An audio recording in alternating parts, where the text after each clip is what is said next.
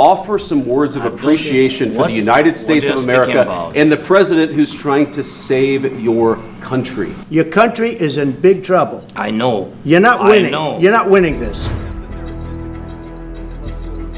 Months after this schooling to Zelensky, a chilling warning rang out again from Washington this week as U.S. Vice President JD Vance said Ukraine is not on track to win the war, and cautioned that prolonging the conflict could lead to societal collapse and even nuclear war. In a fiery phone interview with Charlie Kirk on The Charlie Kirk Show, Vance blasted what he described as a misguided narrative in the mainstream media, that Ukraine could still reclaim its territory and defeat Russia if the war continues for a few more years. The Ukrainians aren't winning the war. I think there's this weird idea among the mainstream media that if this thing goes on for just another few years, the Russians will collapse. The Ukrainians will take their territory back and everything will go back to the way that it was before the war. That is not the reality that we live in. If this thing goes on for another few years, we could have, societies collapsing. Vance's remarks come amid growing frustration inside the Trump administration over the stalemate on the battlefield and the slow pace of diplomatic progress. President Donald Trump's campaign promised to end the war within his first 100 days has yet to materialize.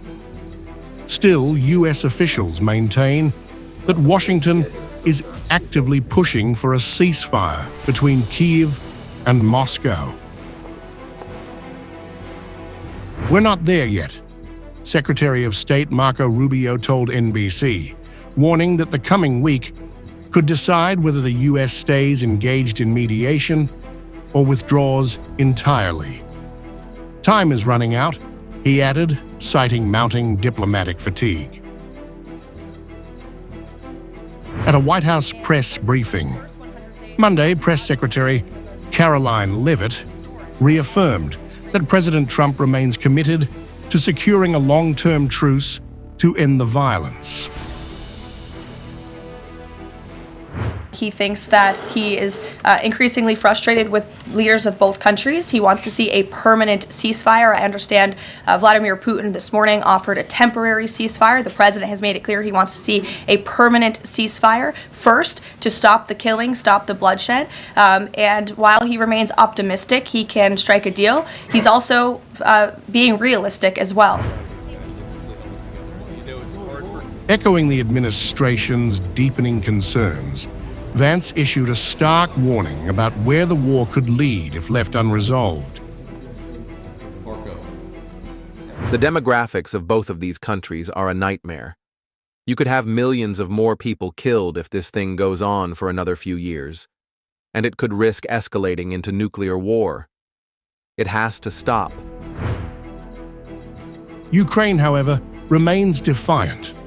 Foreign Minister Andrii Sybiha responded on X, urging observers not to be misled by claims that Russia is winning the war. The overall assumption that Russia is winning the war is incorrect. It is based on a common pattern among foreign analysts of underestimating Ukraine and overestimating Russia.